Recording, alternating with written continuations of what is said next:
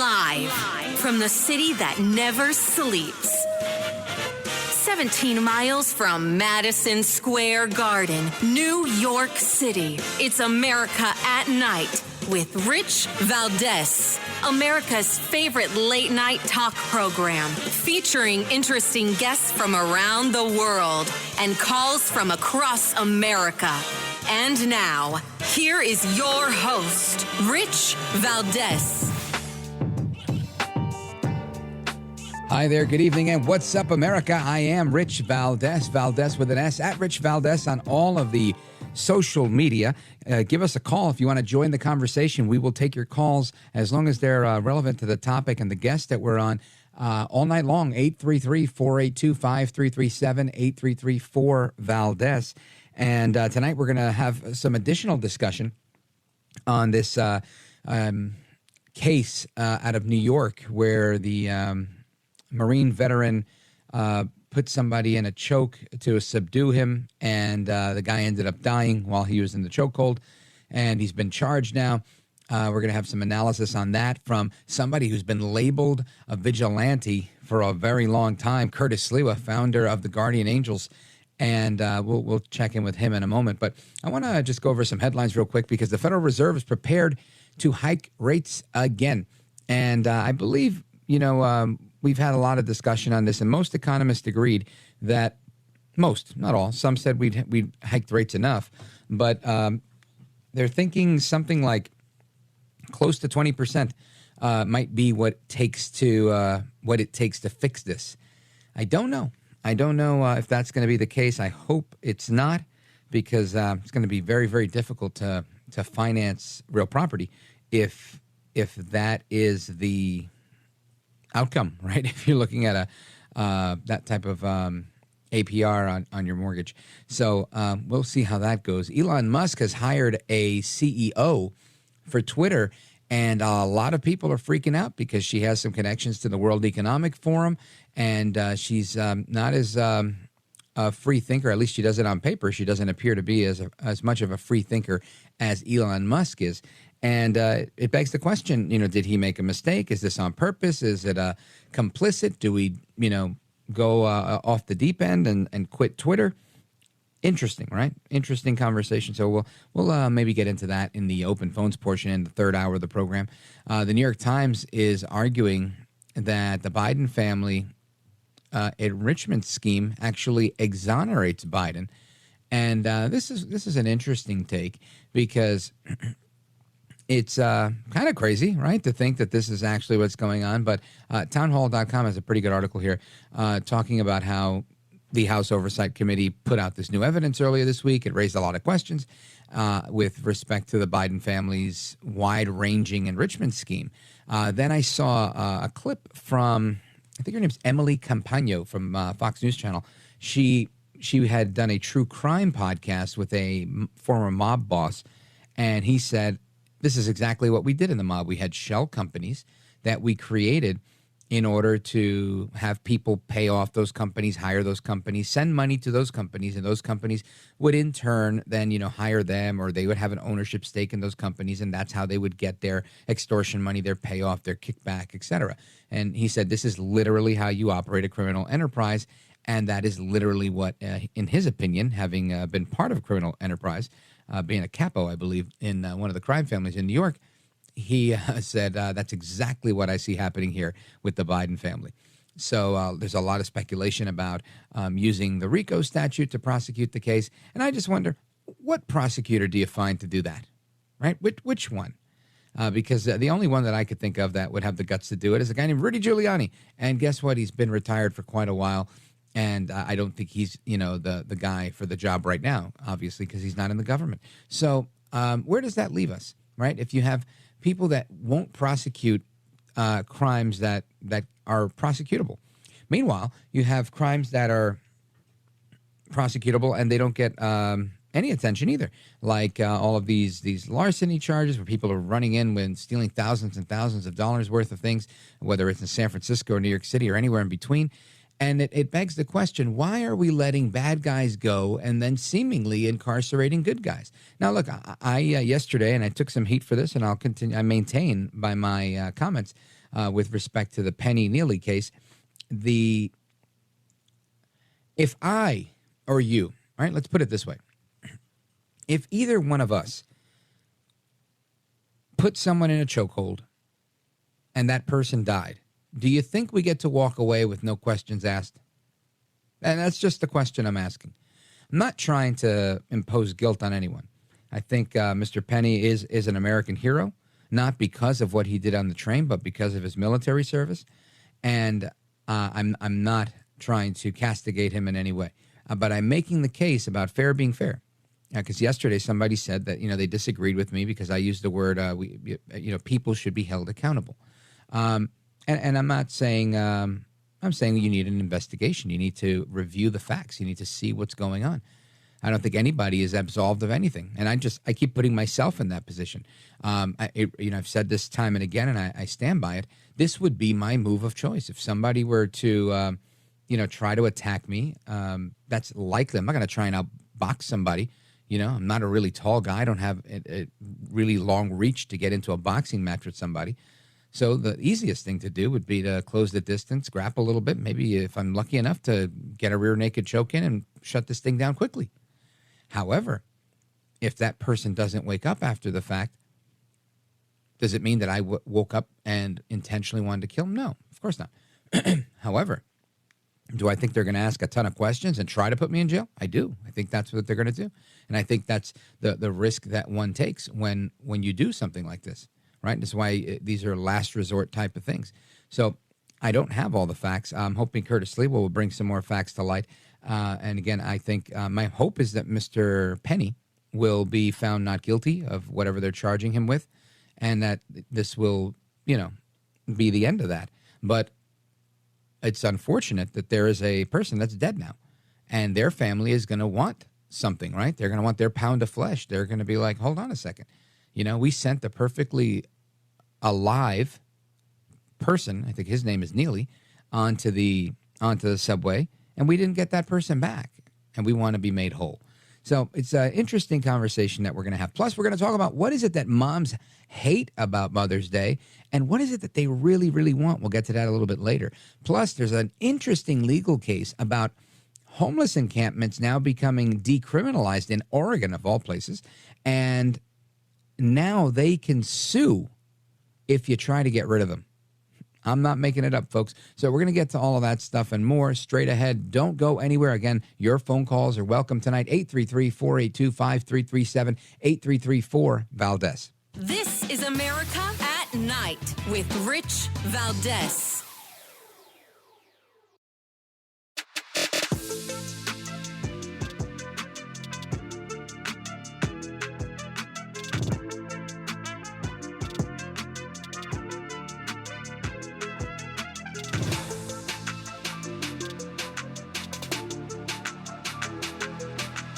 Well, thank you, Rich, and thank you for everything. I know you very well, and I listen, but I have a lot of people that listen, and they love your show, and I appreciate it very much. America at Night with Rich Valdez. For everybody saying, I've been on the train and I've been afraid before, and I can't tell you what I would have done in that situation, I'm going to tell you. Ask how you can help. Don't attack. Don't choke. Don't kill. Don't take someone's life. All right, that is the attorney for the Neely family, and it's contentious. Daniel Penny was arrested today. He was arraigned. He's surrendered to police. He's been released on $100,000 bail, and that's the situation now. Some are saying this is vigilantism. Others are saying it's Good Samaritan gone wrong. Whatever and what have you. Again, I don't have all the facts, but somebody that I know and that you know, a friend of this program, has been labeled a vigilante for decades on end. I think he's going on his 44th or 45th year of being labeled a vigilante and keeping New York safe. Curtis Sliwa is founder of the Guardian Angels. You may have heard him on talk radio. He's actually a talk radio mentor of mine. Curtis Sliwa, welcome to the program. Oh, well, you know it. I got that scarlet letter, Richie Valdez. It's the big V for vigilante. They even did a documentary that was called vigilante, a.k.a. That's right. Curtis Sliwa.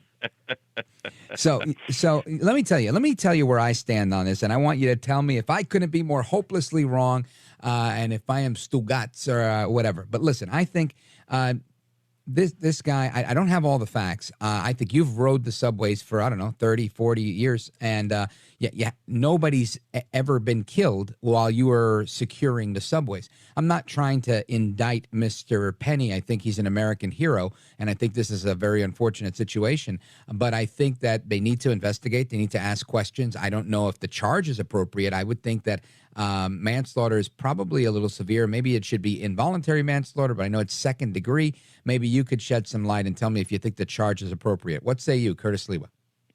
Well, Rich, first off, as somebody who has put many people into headlocks, many people into chokeholds in order to restrain them through 44 years of leading the Guardian Angels here in New York City, but also in 13 countries and 130 cities, it is the best way to control a person who is out of control. Now, there are ramifications.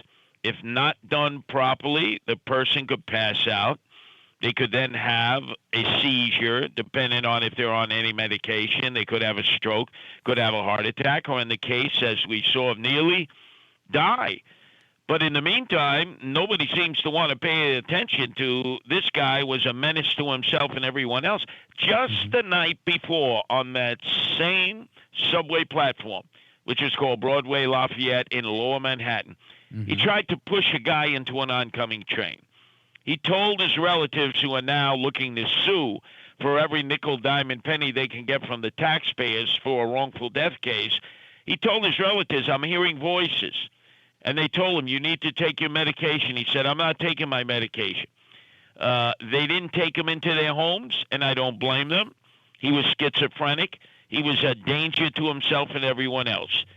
None of these people who are now going to end up suing the state, which runs the subway system, in a wrongful death case, could have managed this young man who had horrible emotional issues, so bad that he was rated in the top 50 of the most dangerous people who lived in the subway system on a regular basis. So you say to that, now hold on. Before we blame the Marine, who had done nothing in his past to suggest that he would use excessive force. Remember, 4 years in the United States Marine Corps. He left as a sergeant in good standing. This is a young man who was like into surfing, reading Don Quixote, going backpacking, going backpacking in Central America. Not the typical stereotype of a jarhead that you generally have. Yeah, let's kill. Not at all. In fact, quite the gentleman throughout his life. There hasn't been any reports of him having treated anybody negatively in his entire life. And you know, in the last week, they've done the deep dive, the media has, to try to determine who is this guy. Who is this Marine? You know, does he have people in his background who would speak out against him? And so far, he's turned up clean. So you got to give the benefit of the doubt to the United States Marine who went overseas to keep us safe and secure, put his life on the line, and did so in one of the most valuable services that perform the security duties for our country. The Marines, the Navy, the Air Force, the Army, the Coast Guard. If it was any man or woman in any of those services, you got to give them the benefit of the doubt. But they're not doing that. And, Rich, you got to understand, this is not about right or wrong. This is about white and black. We have the ingredients here that the activists thrive on. They put their beak in the trough. A white guy choking out a black man. Oh, man. Now, if it had been white on white, Hispanic on Hispanic, Asian on Asian, black on black, might have gotten attention for a day or two. But because it's white on black, blonde hair, Marine, versus somebody who is emotionally disturbed, African-American, now this will go on for weeks, months. Won't quite reach the extent that the Bernard Goetz subway gunman case reached back in the mid-'80s. Right. But it's right there. It's right on the precipice. And the only difference here is that this United States Marine Corps sergeant appears to be very sane, very sober, and not to be, I'll give Bernard Goetz his due. I'll say he was quite the eccentric individual. Let's leave it that way. Right. Well, I mean, and again, this is why I look at it this way. Bernie Goetz was also skewered. They said he was a vigilante, subway vigilante. That he was armed on the subway because the crime was so crazy and rampant in New York City, and ultimately things worked out for him. Ultimately, right? But it took a while. And I feel like that's how the system works, right? I don't think we just get to go and have this happen and suspect that everything's going to be okay. I would suspect if somebody did that to you or to me, that there would be an investigation and that we would do what we got to do. And if it gets to court, hopefully they adjudicate it the right way, and that Mr. Penny, Sergeant Penny, is found not guilty. He didn't go there to kill anybody. I agree with that totally. I just feel like some people have been pushing back on me because I've said, take it to court. Go ahead, have an investigation. Let's let the system do its due. Now, I understand the skepticism that we have because the system involves somebody like Alvin Bragg, who's not incredibly reliable. But I feel like that's the system that we have, and we can't just abandon it.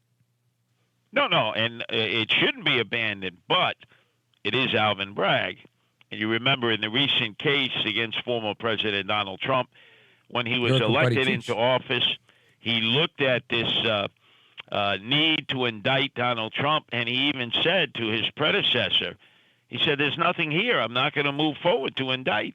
Right. And then all of a sudden he had an epiphany because the political pressure was on him, and he decided to indict former President Donald Trump. Likewise here.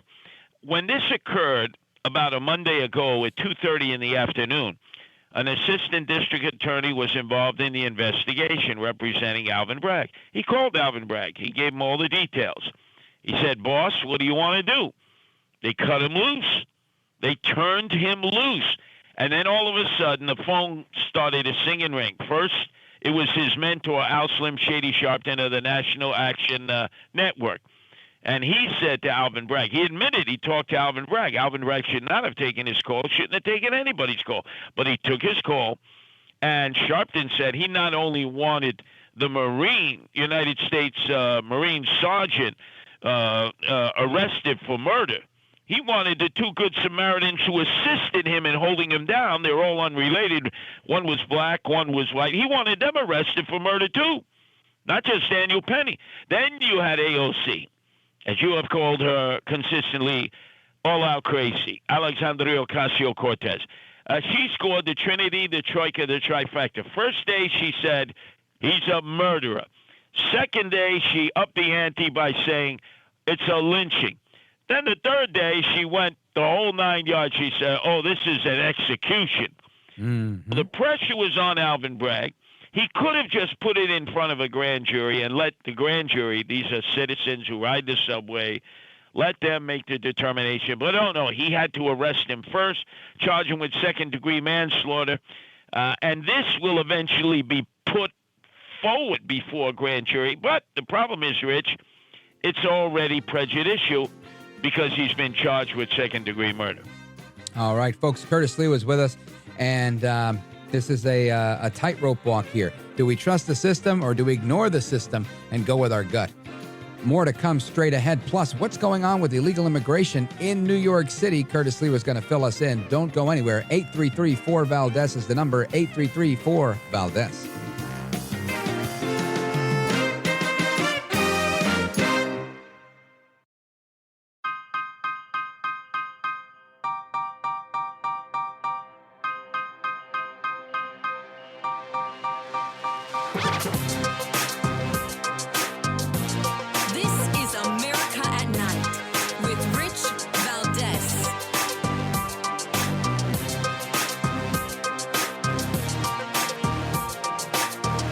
All right, America, welcome back. Rich Valdez here with Curtis Sliwa. And listen to this. Homeless veterans are being booted from New York hotels to make room for migrants, according to advocates. This is being reported just a little while ago. Nearly 24 struggling homeless veterans have been booted from upstate hotels to make room for migrants, says a nonprofit group that works with the vets. The ex-military, including a 24-year-old man in desperate need of help after serving in Afghanistan, were told by the hotels at the beginning of the week that their temporary housing was getting pulled out from under them at those particular establishments because they'd have to move to another spot, all because they were expecting new migrants to be taking their place. Curtis Sliwa, what is going on in New York with the illegal alien invasion?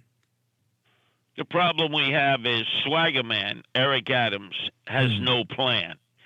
Best known as the mayor of nightlife, a man who loves to wear $5,000 customized suits, just started to invite the illegals in way back in August when Governor Abbott said, enough is enough.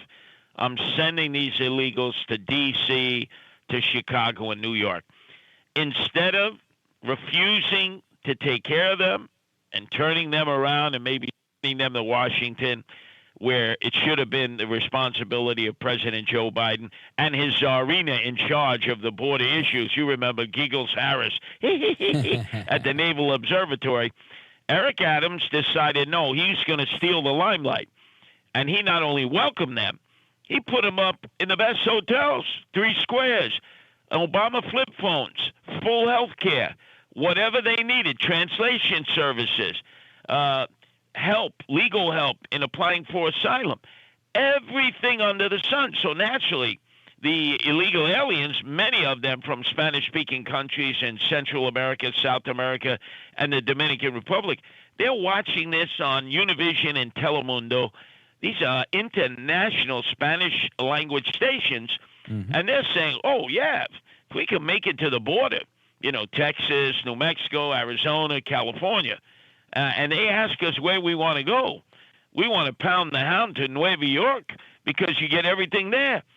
So Eric Adams created this atmosphere that there was gold in the streets of New York, and now we are so overwhelmed that we are starting to outsource the illegal aliens who come in to places that don't want them. We're getting tied up in legal disputes because there are temporary restraining orders being applied to New York City, to Eric Adams, and the specificity of what you're talking about, veterans getting bumped from these no-tell, motel, Holiday Inn Expresses, which are up in the suburbs, is all true. And they're being bumped so that we can house illegal aliens and the overflow from New York City. Now, how unfair is that? Here are men and women who have served the country. Some of them have come back from their duty traumatized, or they have injuries that have caused them no longer to be able to function normally in society. And we're giving them the boot. We're telling them, I'm sorry, the inn is closed. You're going to have to find a new place to stay. We got a whole bunch of illegals, mostly coming in from Venezuela. And, Rich, you and your audience should know this has become an asylum racket. Most of these Venezuelans coming across the border have not been in Venezuela for 6 to 7 years. They left long ago. When there was an attempt at a revolution internally, when there was the changeover from Hugo Chavez to Maduro, who is now the dictator now. These Venezuelans went to Colombia. They went to Chile. They went to Argentina. They established new lives. When they saw the Title 42 was going to be undone, when they saw all the reports about how easy it was to slip through the border and get into the United States, and especially in New York where you get more benefits than you would if you were a citizen, they decided to pack their bags where they had established a new residence, come north. If you notice, the Venezuelans in particular are wearing designer garb. They have jewelry, they have iPhones, cell phones, and they have the tourista bags with the rollers on it. So they didn't go through the jungle of Panama. They didn't go through Guatemala, Honduras, and Mexico. They basically flew to Mexico City, then caught connecting flights to the airports that are on the other side of the border, the Mexican side, in Tijuana, Nuevo Laredo, and Juarez, and then made their way over to the United States. This has turned out to be one big asylum scam, and most of them will not have a hearing in federal court in New York City if they stay here for a full 13 years. They scam the system, and we help them to do it. Unbelievable. Folks, we're on with Curtis Sliwa, founder of the Guardian Angels. He's a big talker in New York City. And Curtis Sliwa, I can't help but think it's always interesting to me when you've got these mayors, like you call them, the swagger man, elite Eric Adams, or Lori Lightfoot, that say, no, our city is a sanctuary city. Our state is a sanctuary state. And when people go there seeking refuge, seeking sanctuary, they start crying, oh, this is wrong. We've got too much, blah, blah, blah. Greg Abbott's bad. Ron DeSantis is bad. And it's laughable that this is the approach that they take. A, it's hypocritical, but B, I think it doesn't serve anybody. It doesn't serve the constituents that they're trying to help, and it doesn't serve the people that are already in town. Am I right? Oh, no, not at all. And in fact, what has happened is all these elected officials, and most of them are up north, most of them are Democrats, they've talked themselves into the abyss. They've acted like, hey, who's your Papa Chulo? Who's your daddy? Like Joe Biden did on that stage when he was running against President Donald Trump, who was running for re-election.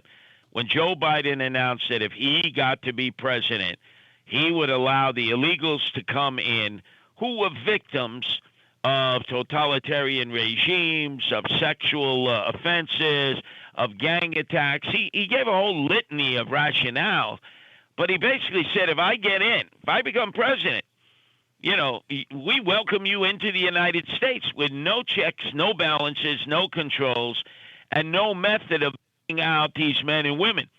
And when the children come across with their families, you understand that. Anybody in that situation would want to come to the United States.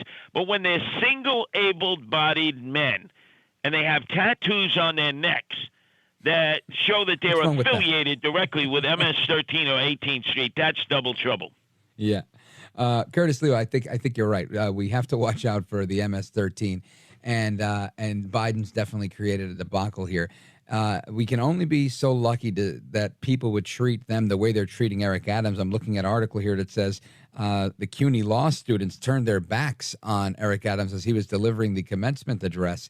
And he's not the only one I think New Yorkers are upset with. Somebody that I've taken issue with in the past, AOC, all out crazy, my least favorite congresswoman from the Bronx and Queens. Her and her cohorts like Tiffany Caban in Queens are wreaking havoc on the city and their policies as well across the country. So when we come back, I want you to tell us a little bit about the work that you're doing in Queens in particular, like in Astoria. I know a month and a half ago, I went to speak at the Ronald Reagan Club in Queens, and I think it's great work that you're doing, and I want you to fill the audience in. So stick right there with us. We're coming right back. 833-4-VALDEZ if you want to talk with Curtis Sliwa. We're coming right back. This is America at Night with Rich Valdez.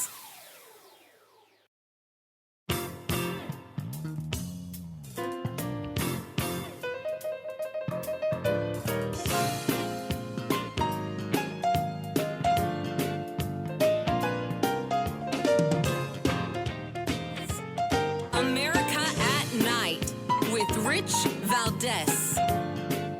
I know you said earlier that you will not comment on the platforming of such atrocious disinformation, but I would. I think it was a profoundly irresponsible decision. I don't think that I would be doing my job if I did not say that. And what we saw tonight was a series of extremely irresponsible decisions that put a sexual abuse victim at risk, that put that person at risk in front of a national audience, and I could not have disagreed with it more. It was shameful. Now, of course, that's AOC. She's complaining about harming victims of assault. Meanwhile, her policies don't even prosecute any assaults, especially the person that she endorsed for district attorney in Queens, Tiffany Caban. Our guest is Curtis Sliwa.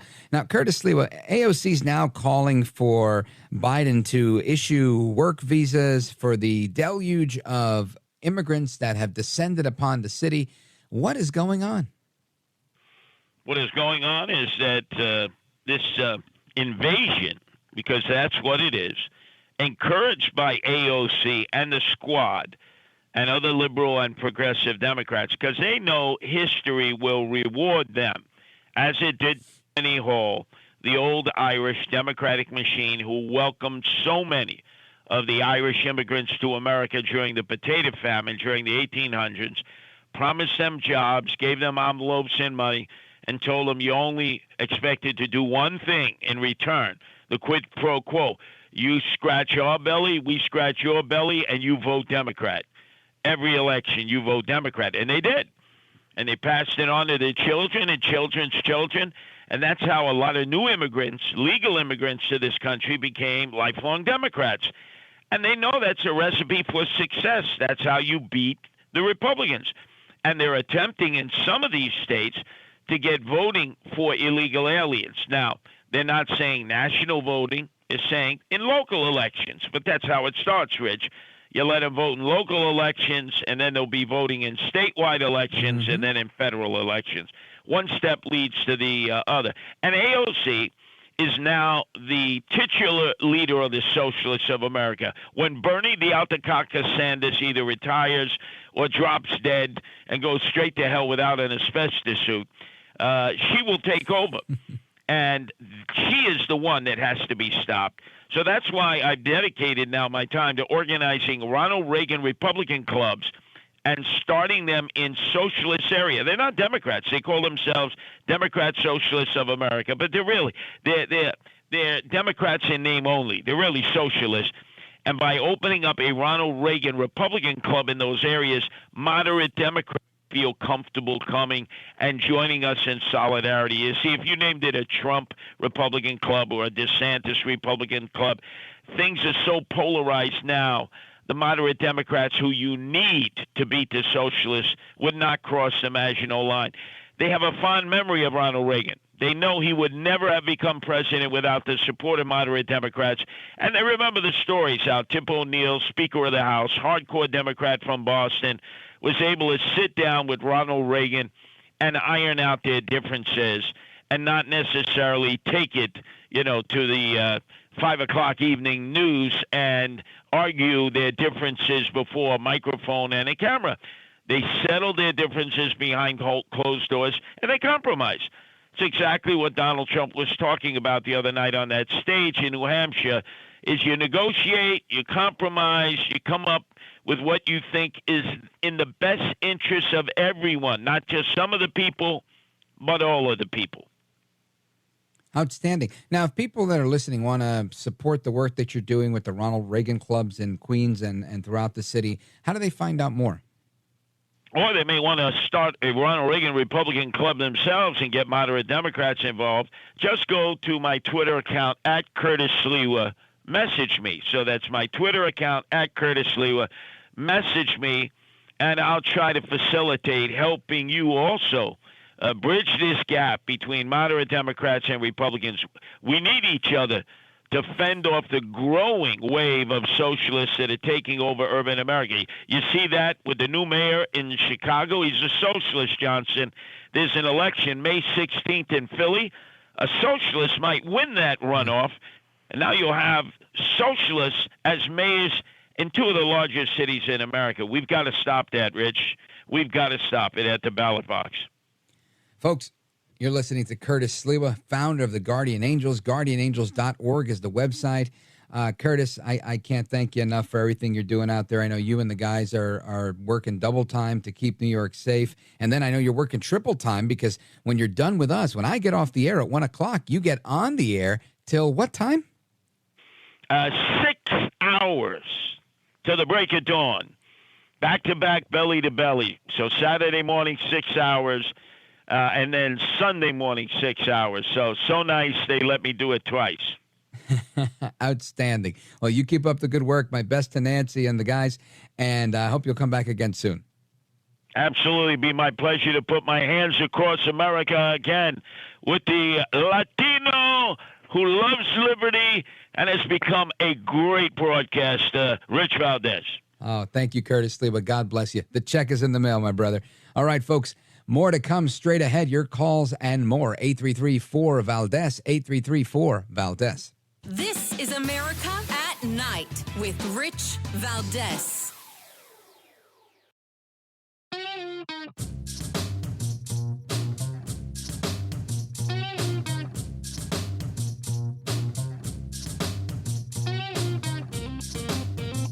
America at Night with Rich Valdez. All right, according to the New York Post, El Paso has been flooded with 1,000 illegal aliens in a single day after a controversial order. Following an unprecedented order from immigration chiefs on Thursday, the city of El Paso in Texas received 1,122 asylum seekers from Customs and Border Protection. According to data published by the city, that's around 5 times more than they usually release on any given day in the last 3 months.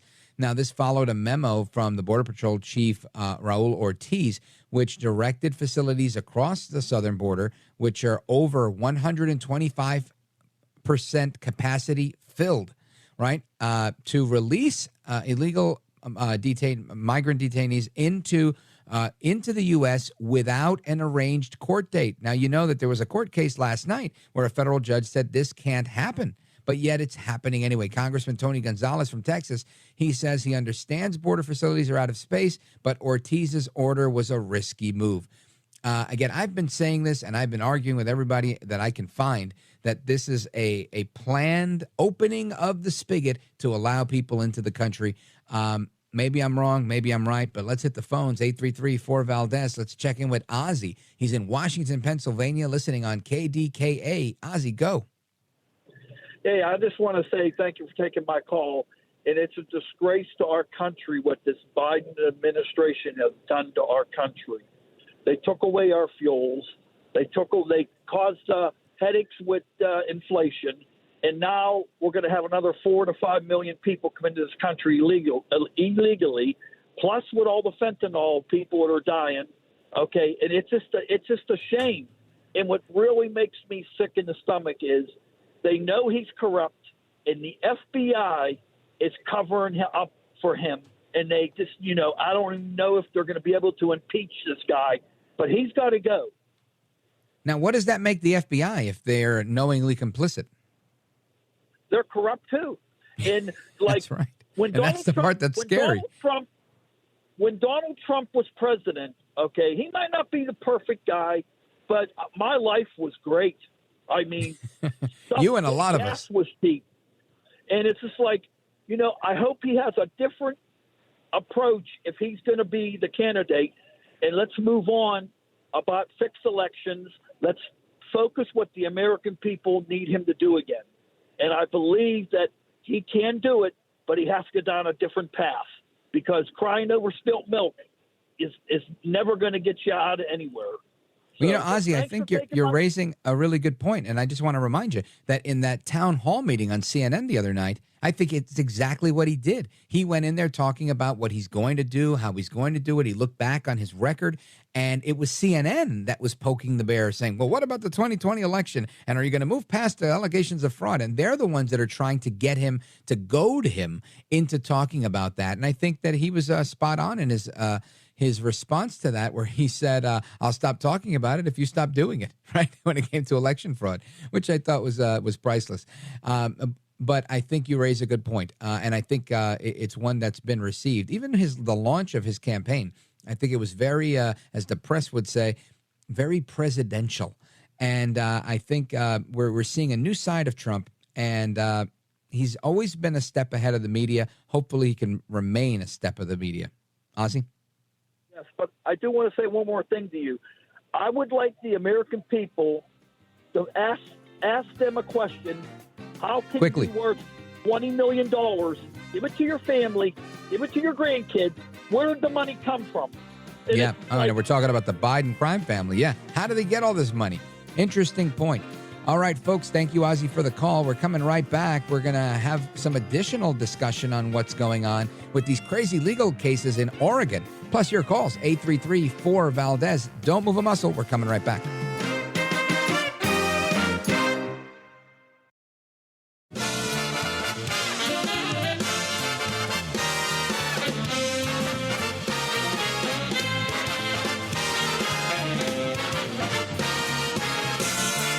Live from the city that never sleeps. 17 miles from Madison Square Garden, New York City. It's America at Night with Rich Valdez, America's favorite late night talk program, featuring interesting guests from around the world and calls from across America. And now, here is your host, Rich Valdez. Hi there, good evening, and what's up, America? I am Rich Valdez, Valdez with an S, at Rich Valdez on all of the social media, your liberty-loving Latino amigo, and your phone calls are welcome, 833-482-5337, 833-4-VALDEZ. Now, I want to get into a couple of things. We talked a little bit earlier about how there have been subpoenas issued in the corruption probe of Senator Bob Menendez. We're actually going to have a New Jersey state legislator, being that Menendez comes from Jersey. He's going to be joining the program next week to talk about that. We also have the continuing onslaught of illegal immigration at the southern border. We also have an interesting story out on the West Coast where in Oregon, there's a proposal for a bill to legalize homeless camps and allow the homeless to sue if they get kicked out of there. And interestingly enough, it's not only former President Trump that's being investigated incessantly by New York Attorney General Letitia James, but in a tweet that she's put out earlier this month, she says, my office and California Attorney General Rob Bonta are launching an investigation into the NFL over allegations of employment discrimination and a hostile work environment. No matter how powerful or influential, no organization is above the law. I love how they always throw in this above the law thing, as if I think we all knew that, right? But it makes for good theater. So those are some of the headlines, and I really want to dig into this story coming out of Oregon because I think personally this is kind of crazy that we're going to decriminalize or legalize these homeless camps and then give them the right to sue. So I want to get to the bottom of that with our guest, Andrew Reed. He's an attorney with the law firm. I don't want to mess this up, so let me make sure I get it right. Senior associate with Karstens, Allen, and Gorley at caglaw.com. That's caglaw.com is the website. Andrew Reed, welcome, sir. Glad to be on, Rich. Awesome. So let's dig in to this story because this sounds like a really politicized type of thing to me. I'm thinking some group somewhere said, let's try and get more of a constituency and let's help these people. I can't see the benefit of allowing people to squat on property that isn't theirs and then have the right to sue. Am I getting this wrong? Help us understand.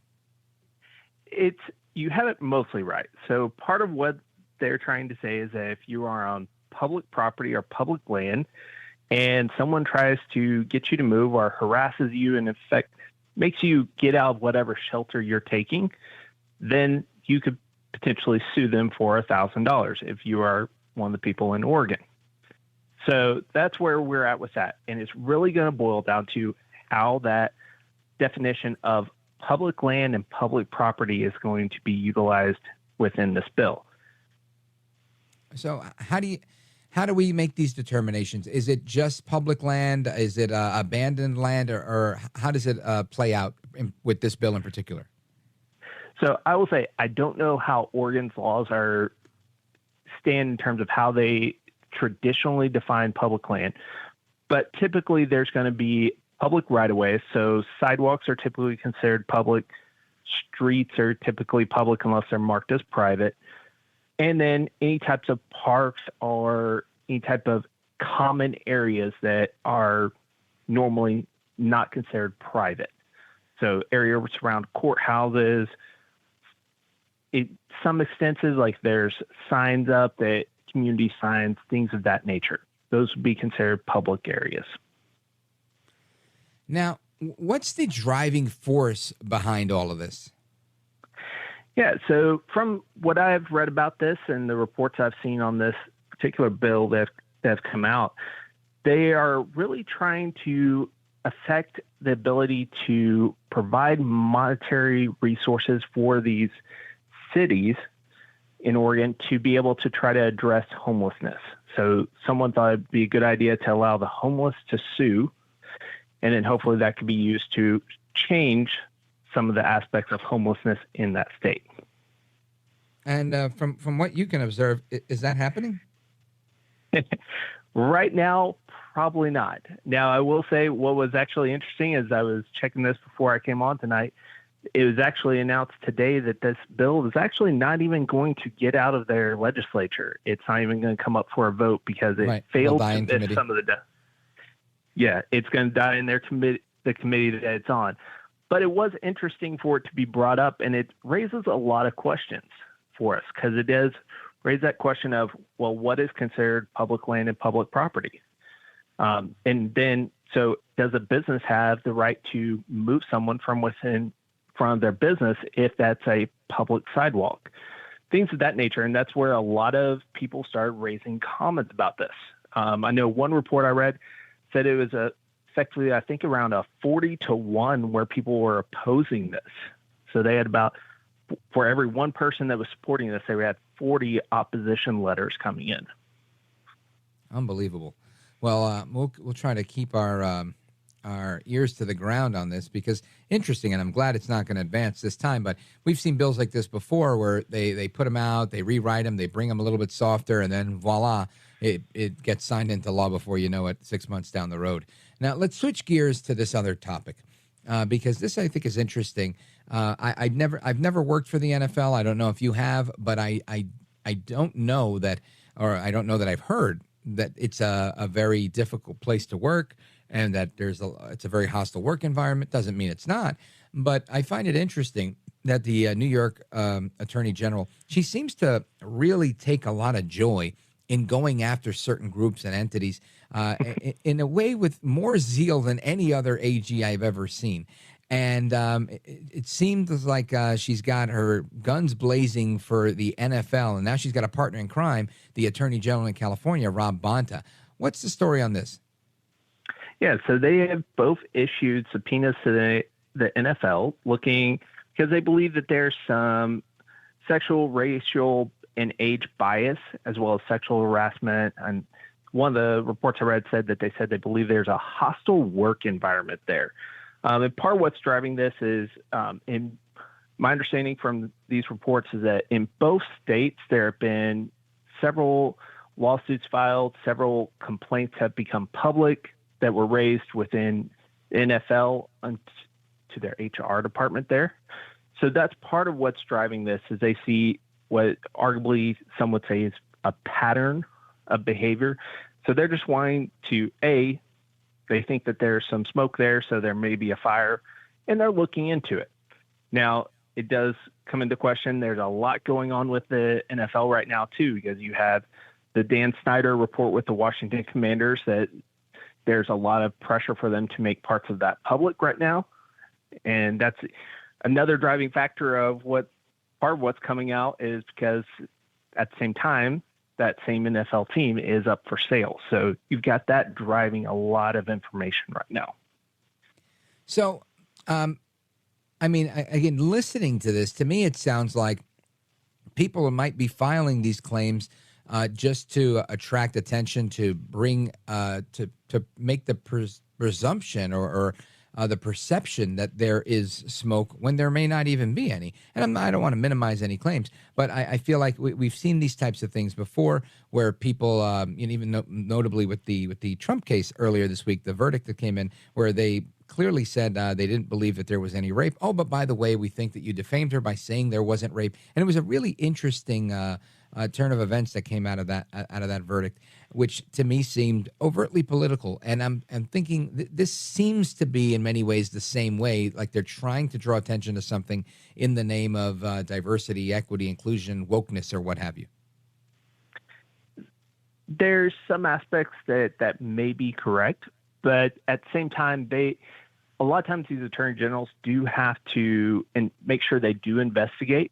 And in particular, when you have these, some would say they believe that there's a lot of times these investigations go a lot deeper on companies that are very media centric, ones that they can get the media attention. And some of these attorney generals want that media attention as part of these investigations. But at the same time, you also have some of these organizations, such as the NFL, that are very large. They go across multiple states with offices in both New York, California, and I believe from one report I said at least one other state that they've got offices in. And they have well over 1,000 employees. So it makes it one of those where everyone is getting looked at. And so these attorney generals do have to make sure that if they see various reports coming in on any particular organization, that there are some investigations there. Now, that doesn't mean that they may not be singling out the NFL a little bit.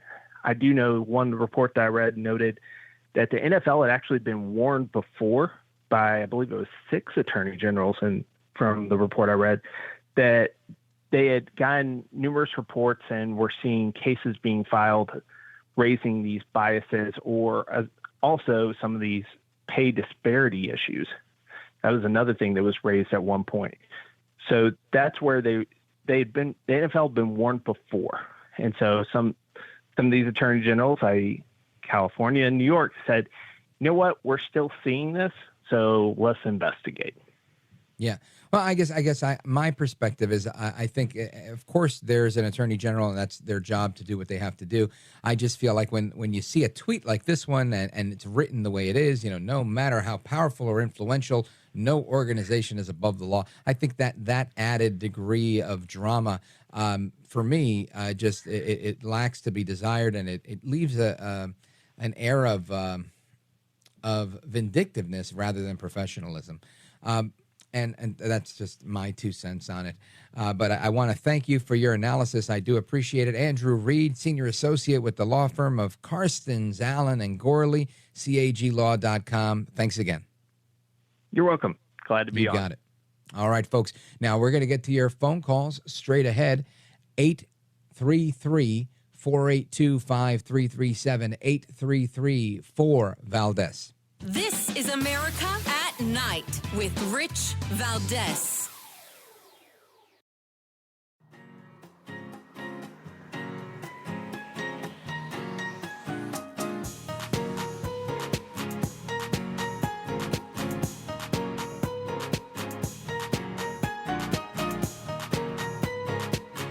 This is America at Night with Rich Valdez. All right, America, welcome back. Last night, our team in the control room, consisting of Count Delacula and Mr. Hinton, brought to my attention that the heir to the Vanderbilt throne, if you will, Anderson Cooper, AC360 himself, that he had made some really choice comments. And, I'm always on top of these guys saying, listen, I need to know what's going on, what's breaking. And they got me this great clip of audio. It's like 2 or 3 minutes long of Anderson Cooper just going on and on and on about how wrong it was to allow Donald Trump on CNN's airwaves and how egregious this was. And it was a travesty. And I had an ADHD moment and just decided to take more calls and did not play the audio. So I'm still going to get to your calls and more. 833-4-Valdez is the phone number, 833-4-Valdez. But I want to play this clip from Anderson Cooper so that you could hear what he had to say. Before we begin with tonight's broadcast, I want to say something about what we witnessed at last night's town hall. Many of you have expressed deep anger and disappointment. Many of you are upset that someone who attempted to destroy our democracy was invited to sit on a stage in front of a crowd of Republican voters to answer questions and predictably continued to spew lie after lie after lie. And I get it. It was disturbing. Hold on a second now. You get to spew lie after lie after lie every single day as you sit in front of all of your CNN viewers, all, 5 of them, but nobody complains. Everybody lets you do it. And yet when Trump goes up there, everything is lie after lie after lie. Meanwhile, all I heard in the background was, yay, applause, one applause after another applause. It seemed like they enjoyed what they were hearing. I don't hear any applause when Anderson Cooper is giving a report. Go right ahead. It was disturbing to see and hear that person refer to a black law enforcement officer as a thug, an adjective he used many times to describe black men, and called Caitlin Collins, the moderator, nasty. Stand by. Hold on. Before we get into Caitlin being nasty, listen, if you call somebody a thug, this is why it's so difficult to play in the same sandbox as our friends on the left. Because right away they try to make everything into, if you're a thug, you're a thug. You can be a huge, big, fat white guy. You can be a short white guy, an Asian guy, a black guy, or a Puerto Rican guy with a tattoo on his neck, right? You could do anything you want and be a thug. It's a description of one's behavior. And I hate this term. It's a dog whistle. It's this. It's veiled. Now, listen, I understand those things do exist, but come on, people. Really, do you think Donald Trump is sitting there trying to? It had nothing to do with the guy being black. It had to do with him being a thug. Go right ahead. He calls any woman who stands up to him. It was disturbing to hear him speak so highly of QAnon conspirators and insurrectionists who assaulted police officers in our democracy on January 6th. And it was awful to hear him spread ridiculous lies about the election. And it was certainly disturbing to hear that audience, young and old, our fellow citizens, people who love their kids and go to church, laugh and applaud his lies and his continued defamation of a woman who, according to a jury of his peers, he sexually abused and defamed. Hold on a second. So are they supposed to cry for her? Like, I really don't understand this. It's clear as day that he was found not guilty of rape, and she's been saying she was raped forever and a day. So why they should not sit there and cheer for somebody being vindicated of a crime that was falsely alleged against them, I think that's appropriate. Now, Anderson Cooper, sir, if you're listening, and I hope you are, getting some material for your show tomorrow. If you're listening, I really, really hope, I really do, that you take into consideration that there are multiple sides to a story. And it is okay in a news network, on a news channel, even on a talk radio opinion show like mine. I bring on people that don't agree with me. I bring on callers that can't stand me. This is part of it. We have a dialogue. We go back and forth on issues. I play audio clip after audio. I'm playing you right now, Mr. Cooper, because I want people to hear the other side. Then I give my 2 cents. That's how it works. Go ahead. Job, as Caitlin Collins did, trying to fact check him, it is impossible to fact check fully because he lies so shamelessly. Now, many of you think CNN shouldn't have given him any platform to speak, and I understand the anger about that, giving him the audience, the time, I get that. But this is what I also get. The man you were so disturbed to see and hear from last night, that man is the front runner for the Republican nomination for president. And according to polling, no other Republican is even close. That man you were so upset to hear from last night, he may be president of the United States in less than 2 years. And that audience that upset you, that's a sampling of about half the country. They are your family members, your neighbors, and they are voting. And many said they're voting for him. Now, maybe you haven't been paying attention to him since he left office. Maybe you've been enjoying not hearing from him, thinking it can't happen again. Some investigation is going to stop him. Well, it hasn't so far. Well, listen, Anderson, all I can tell you is that I think that you are a wuss. I think you're a wuss and you're spineless, that you're not allowing, or you're trying to stifle people who think differently than you, and you're ashamed of half of your country because they like El Trompito Donaldus Magnus, the 45th president of these United States. Anderson Cooper, I have a few more words for you, sir. I know never in a million years would you come on the show and have a dialogue with me, so I will just have to have a dialogue with the recordings of you, and we're going to do that. Plus, we're going to find out from Teresa Lusk, what is it that mom really wants for Mother's Day? And I want to hear all about your calls for what's going on for Mother's Day as well. Don't go anywhere. We're coming right back.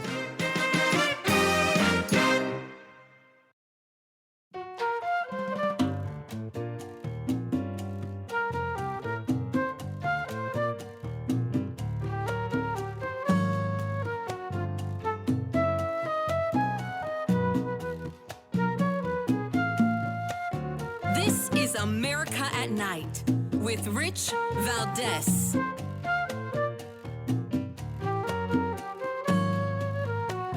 All right, America, welcome back. And Mother's Day is on Sunday, and we're going to jump into a little bit of what some moms can expect. Listen to this. 58% of moms want free time and to be able to just drop everything for Mother's Day. Now, I'm divorced and my mom has passed away, so I won't be doing a whole lot of Mother's Daying, but I hope that a lot of you guys are doing a whole lot of Mother's Daying. And I wanted to bring in a counselor, a speaker, and life coach, Teresa Lusk. She's the host of the Teresa Lusk Show, and she's been on the program before. Teresa, welcome. Hey, Rich. Thank you so much for having me on. You bet. So I wanted to get your opinion on this study, which, again, this new study that says that what moms really want for Mother's Day is a little bit of free time, and I'm wondering how, for you and your immediate world, How realistic is this request? Well, I mean, it can be realistic if if you're a mom and you do proper planning and line things up well, you might be able to get what you're hoping for. If you're married, then, asking the husband to help you out and help you line things up in a schedule. And this is how you fill the time. And see, that's the thing, as moms, we want to kind of help you out so that we can actually rest, so we can help you line things up and say, hey, for the next 2 hours, 3 hours, just, take the kids to the park, or, don't text me for small things. And so that's one of the ways that moms just want to be able to unload and unwind without having to worry about, will I get a text asking me a question, or will I get a phone call in the middle of dinner with a girlfriend, or what have you. Those are just a few of those tips that would help. Now, this survey, it really kind of took a lot of things to task, and it's a poll of 2,000 moms. It was commissioned by the Lego Group and Moonpig and conducted by OnePoll. And again, it found that the thing that moms want more than anything else in the world is time, just time to rest, quality time to spend with their family, and not to juggle 15 different things. So kind of like you're saying, that cocktail with their girlfriend where they're uninterrupted. And I'm guilty of that. I mean, when I was married, when my children were smaller, or even my mom, my personal story, when I was a young man, I ran a business, but I didn't do all of my books. I had an accountant and I had a mom, and my mom did, my personal finance, she'd staple my credit card, my Amex envelope to the statement. And so I would, she would organize all of that for me. And then when I got married, my wife did all of our personal finance. So, when I became divorced, it was like, oh my gosh, I have all of this to do. But in the meantime, that was it. It was like, simple questions like, hey, I can't find my glasses. Check your face. Oh, okay, found them, And I think this is what moms are dealing with so often, because they are the chief executive oftentimes of the administrative wing of their homes. So with that being said, do you think that this goes over most people's heads, most kids, husbands, others, or do you think most people realize what mom really wants is a timeout? I think that they miss it, and I have, kind of two sides to this. Number one, the family often does miss it, and part of the reason for that is because moms just have this ability to be multitaskers. So we're, making lunches and brushing hair and making sure that everything's ready to go to school or what have you. And so we do that well, but sometimes it's to a fault, because we train the family that it's okay to depend on us fully. And we say we want help oftentimes, and some moms may want to throw some tomatoes at me, but the truth is we kind of take back control. We don't know how to give it up sometimes. So it's kind of a two-way street. We want the help, but then also we have trouble surrendering that control and that authority, because we feel like our system works best because we've been doing it. It works. Watching sometimes the husband or the family members do things the way you asked them to doesn't always work out in the way that you were hoping it would in your head. Mm-hmm. So we continue to take this responsibility on, and not just allow those that are around us, our family members, to take on their own responsibility, pick up some of that load so that we can get that fresh air and just get away without the call and the text and the pulling on and how do I do this? And when the whole desire is, I just want to get away for just a little bit. Folks, we're on with Teresa Lusk. She's host of the Teresa Lusk Show. And Teresa Lusk, I want you to stick with us. I want to continue this conversation on Mother's Day and moms, and get some tidbits of advice from you as well. Folks, if you have any questions for Teresa, you're welcome to call 833-4-VALDES, 833-482-5337. Don't move a muscle. We'll be right back. This is America at Night with Rich Valdez.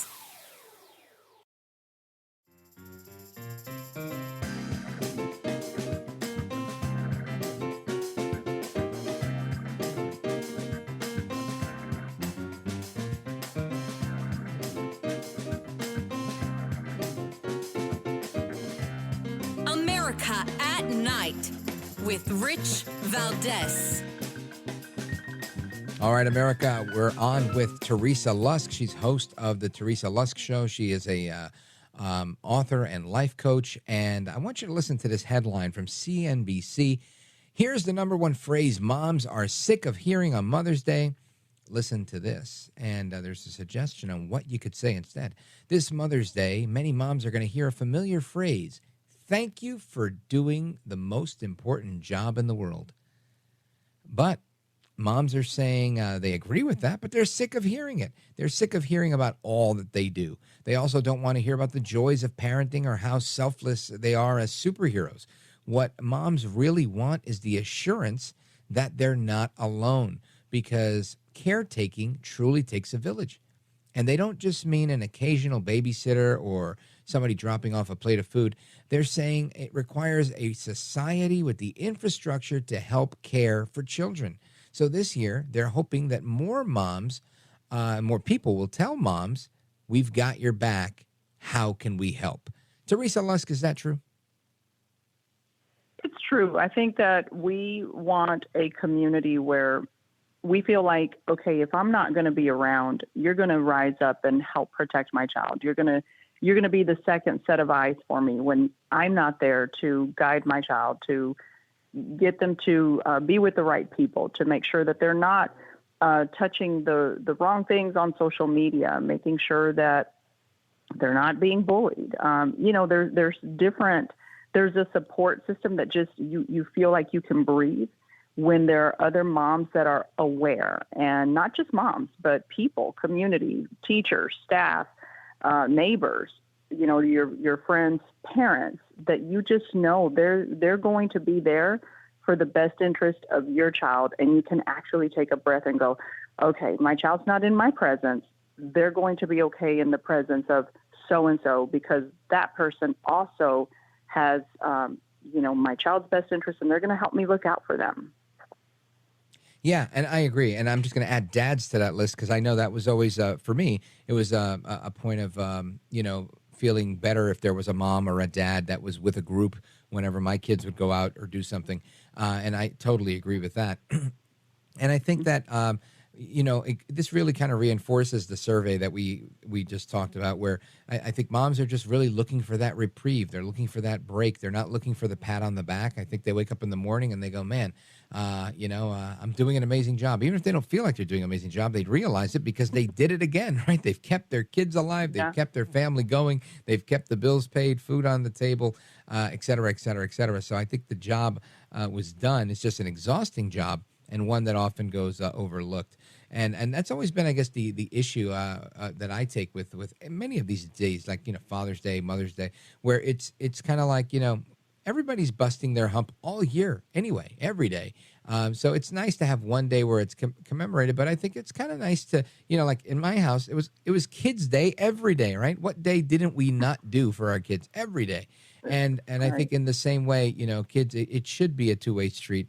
And you can trust and believe. I definitely went out of my way to reiterate that to my kids as often as possible. I would tell them, hey, listen, I'm doing this, this, and this, so act grateful. And, I think they usually laughed half the time, but I made sure I pointed it out. What are some of your tips on, for the parents that are listening, or, your own personal anecdotes for getting through those challenging moments of child rearing where, you feel underappreciated? Yeah, you have to know that the appreciation will come. I have 3 different children, and they're all different ages. I have a 30-year-old, a 19-year-old, and a 16-year-old. And it's taken me years to see the appreciation of my oldest, and then, my middle child, she's coming along. And then my youngest, he's just grateful all the time. And I've just seen that a lot of it has to do with your child's temperament. It has to do with their personality. A lot of times when you have stronger-willed children, it takes a little longer to see them appreciate you because you're usually having to be a little more stern. And so, but it does come, but it does take a while. Sometimes with parenting, you want to see your fruit pretty quickly. And I don't blame anybody, right? I think a lot of people have children. You can say amen to that. But the truth is that that's just not how it goes. Your children will become more grateful as they experience life, including a little bit of hardships. That's when they begin to really go, okay, mom and dad really did do their part. They really did try to lead me in this direction, or when they did that, they meant well. And so just be patient. It is hard, and just look back. Count the things you do see them appreciate, or that whatever you've trained them to do in the past 10 years, however your child is, however old they are. You look back and go, okay, I'm going to count these blessings right here. This is what they've done well, and I'm just going to remember that for now. Yeah, good point. And just, to reiterate that for myself, my children are 17 and 21. And I can tell you that around 19 or 20 for my oldest is when, like, she would just stop and go on these long soliloquies about thanks for doing X, Y, and Z because you were stern, or because you said this, or I didn't get it back then, but I totally get it now. And it was so nice to see things come full circle and not feel like the monster they had made me out to be, and I was like, yeah, I told you I was right, and it really, it makes the job worth it. But you're right. It's all about temperament. I've got one kid that she's super grateful all the time. And another kid that's like, that's it. Come on. You could do better than that. Yeah. That's just how it is. Exactly. And all three of my children, they're all strong-willed, but a couple of them are more of a force than the others. And I can tell you that the ones that are strong-willed but gentle, they're constantly grateful, as you said. The other ones, you have to kind of go, did you get that money I sent you? Oh, yes. Thank you, Mom. Okay. Just checking, like just reminding you of those manners and the thankfulness. And a lot of times I think parents will ask themselves, what did I do wrong? I mean, I think every parent would get to that point where you just ask, what did I not do right? What did I do wrong?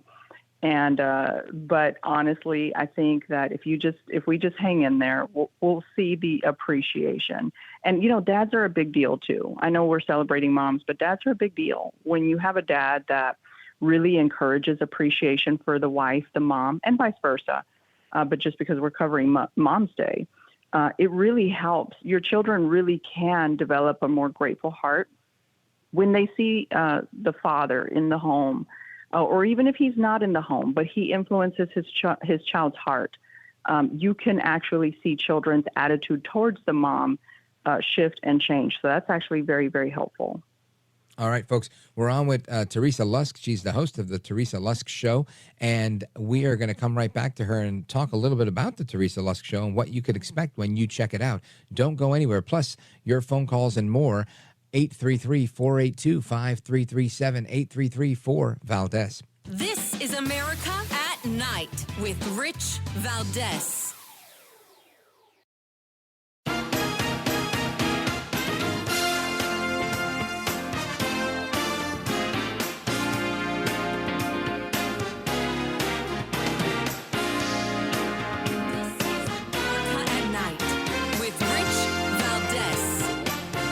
All right, America, welcome back. Our guest is Teresa Lusk. And Teresa Lusk, tell everybody what type of content you produce on the Teresa Lusk Show. I focus on faith, family, business, and politics, just really educating and empowering people, individuals, to make decisions for our country, to be a part of moving our country in the right direction. And so I bring on guests who have some common sense and have a voice. And we just want to educate you and empower you and inspire you to make a change and be a part of the change for America. Now, I'm looking at some of the stuff you cover, and it looks fascinating here. Looking at one episode you did where you're talking about how political anxiety might be at an all-time high because people on opposite sides of the political spectrum debating and whatnot can actually take a toll on your mental health. And I see a whole lot of that. It doesn't do anything to my mental health. I laugh at most of this stuff, but I realize there are some people that, they call here to yell at me and they're huffing and they're puffing and they start stuttering. I'm like, hey, take it easy. You're going to blow a gasket. And, it's fascinating to me that some people get so carried away with this stuff. What's been your experience in that area? It's real. And, it happens to people. I'll be honest, the majority of the people that really kind of lose their cool when it comes to politics. They usually are on the left. However, I have seen people on the right kind of lose their mind a little bit, but it's a pretty intense thing. You know, people don't know how to just be comfortable with what they believe in. They want somebody else's approval, and agreeing to disagree is a personal attack to them. So it causes this anxiety and anger, as you have said. People start stuttering and they can't even keep themselves together. That's real. And I think when you become just very comfortable with what you believe and your convictions, and you stick by them, you can just say, okay, well, you're going to do what you're going to do, and I'm going to do what I'm going to do. And that's it. So it's even affecting dating life. I mean, people, I'm sure you've seen, people will say, no, thank you. If you're a Trumper, if you're this, you're that, no, thank you. Sure. I mean, that's what it's boiled down to. So, yeah. I remember, I had a buddy that I used to hang out with, and he loved to bust my chops. And I remember being at a bar with him. It was like Monday Night Football, and really attractive girl. And I was making conversation with her, and he was next to me, and he just slid over like so that he was in view. And he looks at me and he goes, he's a Republican, right? And she was like, get out, really? Oh my God. I gotta go. And I did laugh, but I was like, man, you're terrible. And this was several years ago, like pre-Trump. But that's how it was then. She came back to tell me how she didn't get along with her dad, and her dad was a big Republican. And I was like, okay, whatever. He hit a nerve. I understand. But it was just so funny to me. Again, I have the ability to laugh at that. I do find it funny. But for a lot of people, this is just like the end of the world for them. How do you advise somebody, if you're being a life coach for someone that says, oh my gosh, I don't know what to do. I can't go on a date because everybody hates my politics. I mean, if they hate your politics, then move on.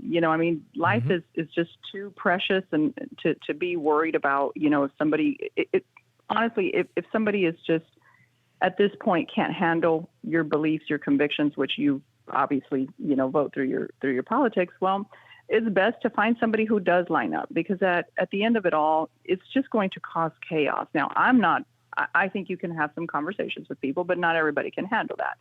So it's best to just choose wisely and say, okay, well, you can't handle that. I'm going to move on and look for people that I can have good grown-up conversations with, and somebody who can healthily debate with me and healthily disagree and healthily agree. And that's part of being a grown-up. And I think that so many people here in America, we have lost our ability to have some common sense and some respect for each other, and and even to be able to have some humor. I mean, even within our own, Republican to Republican, conservative to conservative, even we can joke and make jokes with each other, and it's important to do that. We need the laughter back. We need the joy back. And if we just give up this belief that this political thing is part of my identity, I can't separate myself from it, then we're not going to do well. Yeah, we're not going to go too far. Teresa Lusk, host of the Teresa Lusk Show. Check her out at teresaluskshow.com. And that's Teresa without the H. And I want to thank you for being with us tonight, Teresa. Thank you so much. Happy Mother's Day. All right, folks, Open Phone America's coming up. Get that rotary phone. Blow off the dust. 833-4-VALDEZ.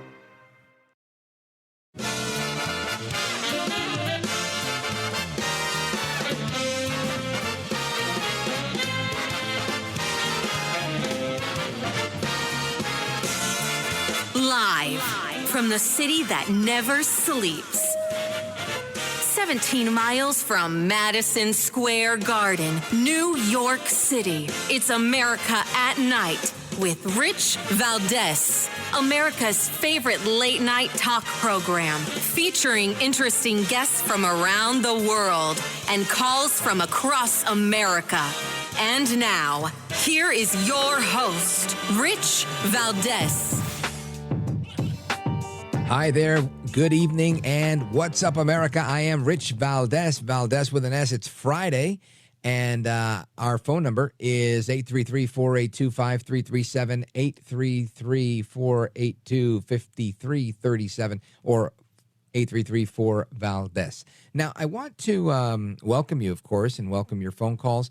This is the portion of the show where it's open phones. We'll talk about anything you like. Of course, it's Mother's Day this weekend. And, of course, I say Friday because this show goes across the country. So while here in New York, it's 12:07 right now, right, which makes it technically Saturday morning. However, if you're listening in Oregon, guess what? It's not tomorrow yet. So that's why it's still the Friday edition. And I'm happy to speak with everybody. Again, happy Mother's Day to all the moms out there. If you're a dad and identify as a mom, that's on you. Happy Mother's Day anyway. But we're going to talk about a few things tonight. We've got a lot that we've talked about already. We talked with Curtis Sliwa about the Marine veteran Daniel Penny who put somebody in a chokehold to subdue them and control them, and they died. And now he's been charged. Is this the right thing to do? Is it the wrong thing to do? My thinking is we just have to look at it very carefully. I think that he's innocent. I don't think he went there to kill anybody. And we're going to see how that plays out. We also have Karine Jean-Pierre saying that a federal judge stepping in and saying that what the Biden administration is doing at the border by allowing people to cross the border and not even be issued a court date for immigration court is not legal and has put a stop to it, even though it's continuing to happen. Karine Jean-Pierre says this is sabotage. I guess she could have also said this is rigged. The system is rigged, but I think somebody else has the market coined there. Let's see what else we got here. We've got Anderson Cooper. I want to get back to him because what he said was just so dumb.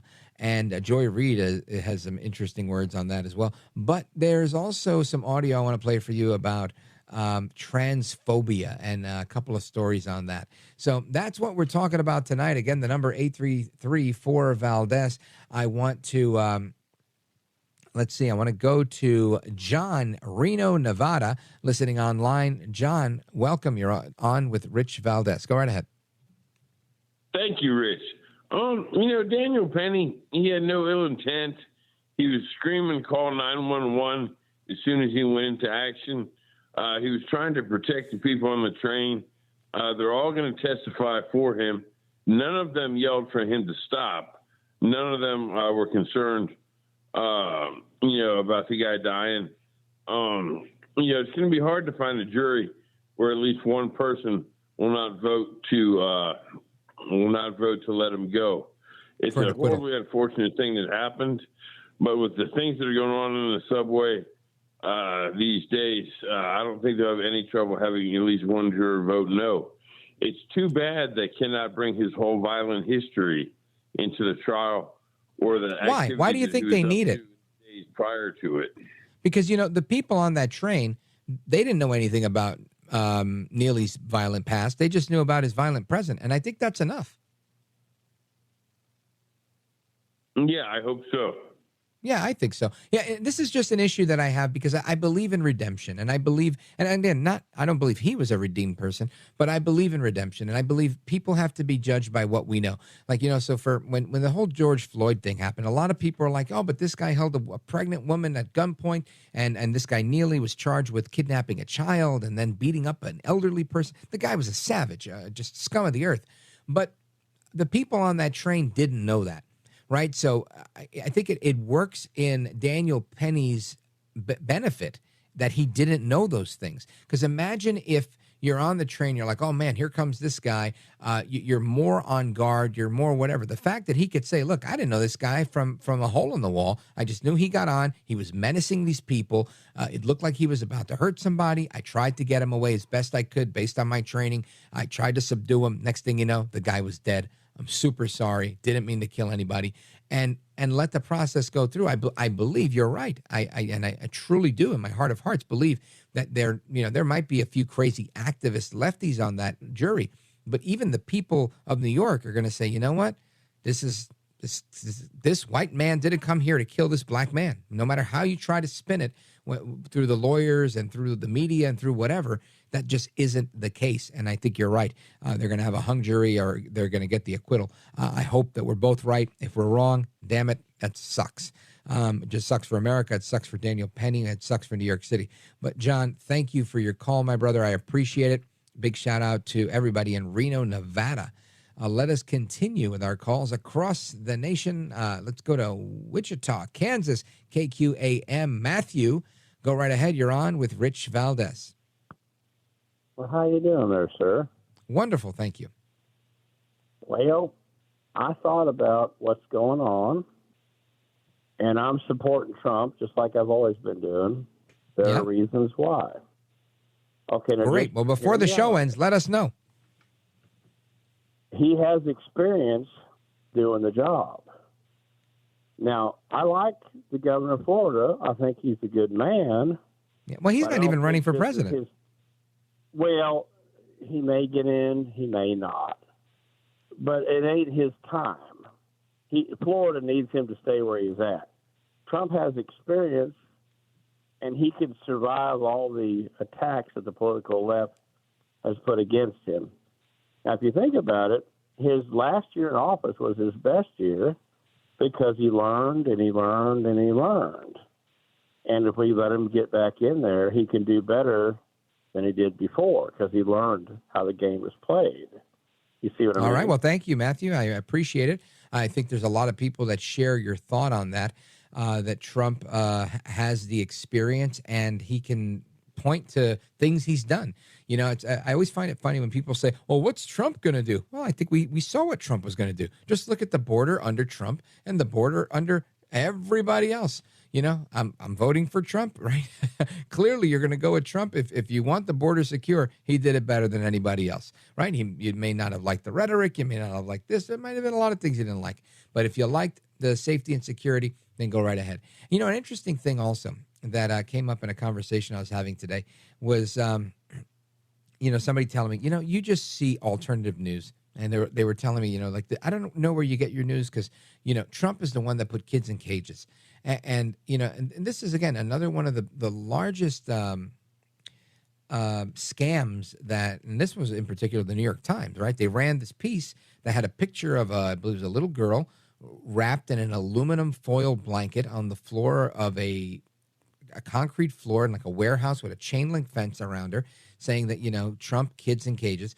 And the photo was from 2013 or 2014 in a facility that was built by the Obama-Biden administration. And they were trying to say that this was the result of Trump's policies. And when they actually, you know, some other network went in and looked at how the detention centers look that Trump had created, and they were more like dormitory-like, and they looked like private homes. They had beds, little animals, stuffed animals like teddy bears on tops of the beds. So I just thought it was fascinating how, you know, the media can sell you a story just like there's good people on both sides, or, you know, they're rapists, they're murderers. The way they can pick that one soundbite and just really go to town with everything. And I think this is we're seeing now. But I'm glad that CNN had Trump on so that people could hear a little bit more and have a little more context. Because even when we had Trump on the program here a couple of months ago, some people that were not fans of his but fans of mine pulled me aside and said, look, you know what? I thought he was very gracious. I thought he was really a really nice, affable person. And he seemed totally different than the Trump that I saw on the news. And I said, well, that's because they're picking the worst footage they can. They antagonize him. He fights back. They cut that clip and they play it incessantly on whatever network you're watching. And unfortunately, that's not an accurate depiction. So you're right. It's all about the record. And thank you, Matthew. Big shout out to everybody in Wichita, Kansas, KQAM. All right, folks, we're going to continue with your calls straight across America. We've got calls from Galloway, New Jersey, Wilmington, Delaware, Pittsburgh, Pennsylvania, and more coming in. So give us a call. There's a few lines open, by the way, if you want to join us. 833-482-5337, 833-4-VALDEZ. This is America at Night with Rich Valdez. Call now, 833-4-VALDEZ. That's 833-482-5337. 833-4-VALDEZ. That's Valdez with an S.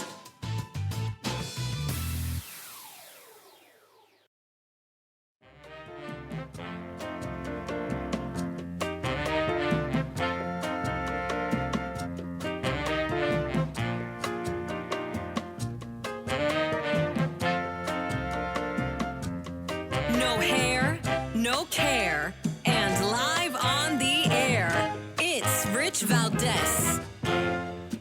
Shortly after 8 a.m. this morning, Daniel Penny surrendered at the 5th Precinct at the request of the New York County District Attorney's Office.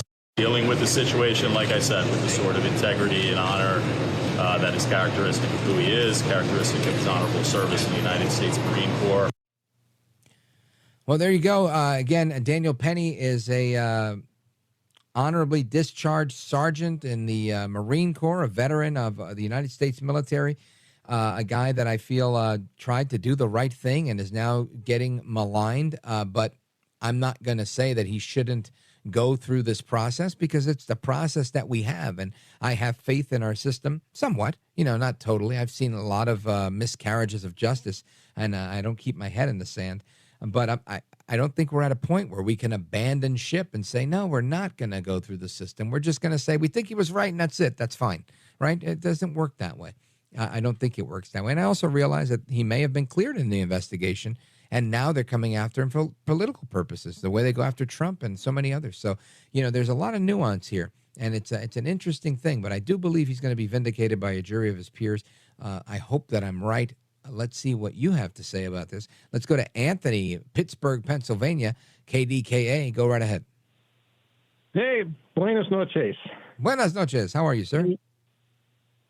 Doing well, thank you. Been following the New York subway incident, reading a number of articles, and in one of them from the New York Post, it said that in the last 3 years, there have been as many murders in the subway system as there had been in the previous 15 years.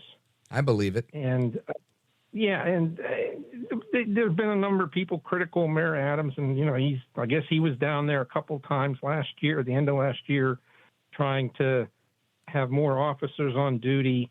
But there's got to be some serious problem going on down there, and I don't know if they're short officers or what can be done. Clearly, in this instance, that the Neely guy had all those prior arrests, but was not in jail. So well, I'll tell you the problem, if you don't mind me jumping in, because I just want to tell you, I was born in Brooklyn, and I moved to New Jersey as a teenager, and I worked in Manhattan. I used to do a 2-hour radio show, 10 a.m. to 12 noon on one of the big talk stations in New York City. And I can tell you, I rode the subway every single day to the studio. I would take the bus from New Jersey into Manhattan, and then once I was in Manhattan, I'd jump on the E train and get off at 49th and Lex and walk over to my studio on 53rd. And I have to tell you, what's happened in New York, it started in, I believe it was 2021, right? January of 2021, they passed the no cash bail law. It was called bail reform. So nobody was now held on bail anymore. You can't hold anybody on bail. And this was anything below murder. So attempted murder, walked. You got a ticket, you got fingerprinted, and you were out. It became known on the street. They would call it a desk appearance ticket. And it was colloquially known as a disappearance ticket. The desk appearance ticket became a disappearance ticket. It's exactly what we're seeing at the southern border. People who want to deconstruct and dismantle effective law enforcement, they know exactly how to do it to neuter people. They've neutered the NYPD that way. Then they moved forward with not only by changing that law that was signed into law by then Governor Mario Cuomo. I mean, his son, what's his name? Andrew Cuomo. Essential Andy, as I like to call him. But then they moved on, and they also neutered the police by eliminating the anti-crime task force, which were plainclothes officers that worked very proactively, meaning they looked for bad guys and they were dressed like you and me. And they were amongst us, and they went after bad guys. They weren't reacting. They were looking for them. And that was very effective because they typically kept guns off the street and crazy people off of the trains, and they eliminated that. Then they said, all right, well, we'll have a modified version of that. So meaning they were no longer plain clothes so that you were able to identify them as police so the bad guys could see them coming a mile away. And they said, oh, and by the way, we have outlawed the chokehold. You can't use a headlock. You can't put a knee on a shoulder. You can't do anything. So this is why now there's videos all over Instagram or any of the social media where it looks like Keystone Cops, where NYPD are running after the bad guys and the bad guys are dipping left and going to the right. And it's easy for them to get away because once they grab them, they can only grab them. They can't use leverage in many ways, especially if they pull them to the ground. They can't put their knee in their back and put the handcuffs on them like they used to. So you combine all of that with this type of policing that's being pushed on the officers in New York, where it's they've decided to use less police and more what they call violence interrupters. Yeah, go figure what that means, a violence interrupter. And you couple all those three things with what we have, and you have a rise in crime where you're almost inviting the crime, where you have a prosecutor that will not prosecute people walking in with two big, large trash bags and going into the local chain drugstore and filling them with items off the shelf. So these stores are forced to hire police, hire private security. I've seen store managers, look like they're playing football with some of these thieves, trying to grab and hold on to some of their inventory. I've seen this with my own eyes. I once got in the way of a guy who was trying to steal something. And you know what he did? He put everything down his pants, and the manager said, forget it. I'm not going in his pants to get it. And he told the guy, just get out of here. And the cop was there. The cop was like, looking at him like, what do you want me to do? And he was like, threw his hands up, the manager of the store. He was like, you know what? This is incredible. And while they're fighting with this one guy, there's three other people robbing on the other side of the store. Absolute insanity because of the laws. And I have to say, this is no kudos to anybody, but there was not a single Republican that was involved in the passage of these laws.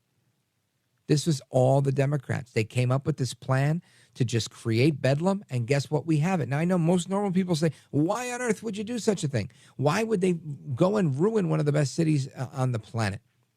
I don't think their plan was to ruin anything. I think their plan was, this is kind of the price you pay so that we're no longer incarcerating black men, because that was the reason they decided to not prosecute these crimes. They said, we prosecute way too many black men, and there's too many black men in prison. So now, as they find more and more people committing crimes, if they happen to be black men, they're not being prosecuted. So this is their way to address what they felt was systemic racism in the jails, and it's now creating a problem of crime on the streets.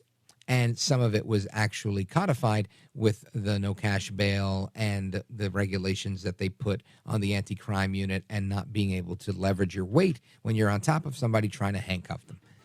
Fascinating. Fascinatingly stupid, Anthony, is what they've done in New York, and that's why we have the problem, and that's why we have more murders now than we've had in the last 15 years. It makes all the sense in the world. It's a recipe for disaster.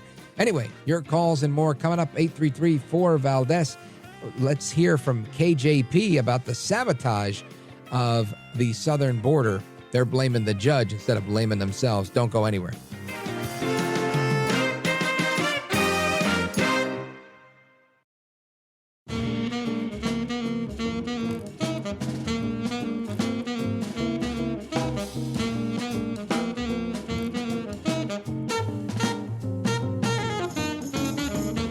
Listen to you, Rich, all the time. America at Night with Rich Valdez.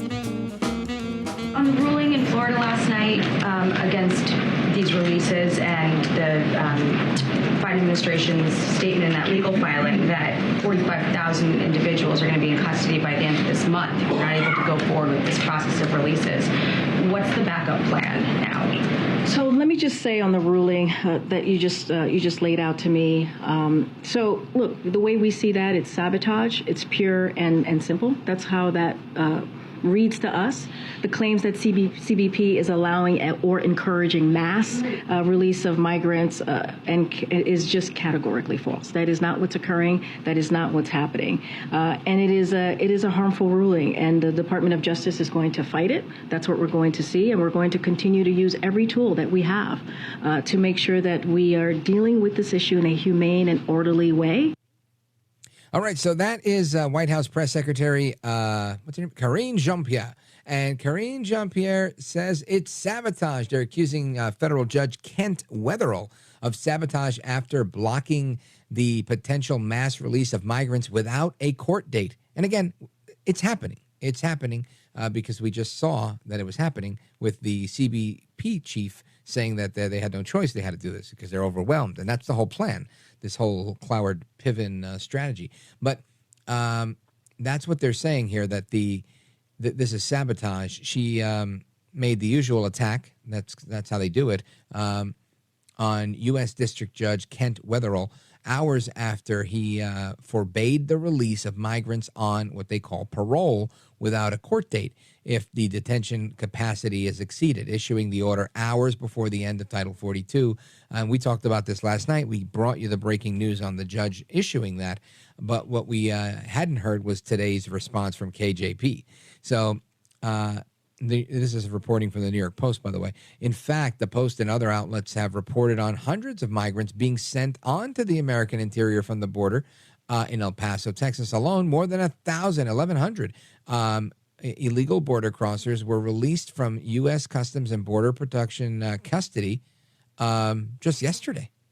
So Jean-Pierre has confirmed that her choice of words moments later, again saying that it's a harmful ruling, and, that they need Congress beyond the ruling, blah, blah, blah, blah, blah. It's sabotage, pure and simple, that this is the route that they're going to take, right? They're not going to accept accountability, say, look, it's the system. We are not above the law, right? Where are they when you need that famous line, no administration's above the law. Biden's not above the law. KJP's not above the law.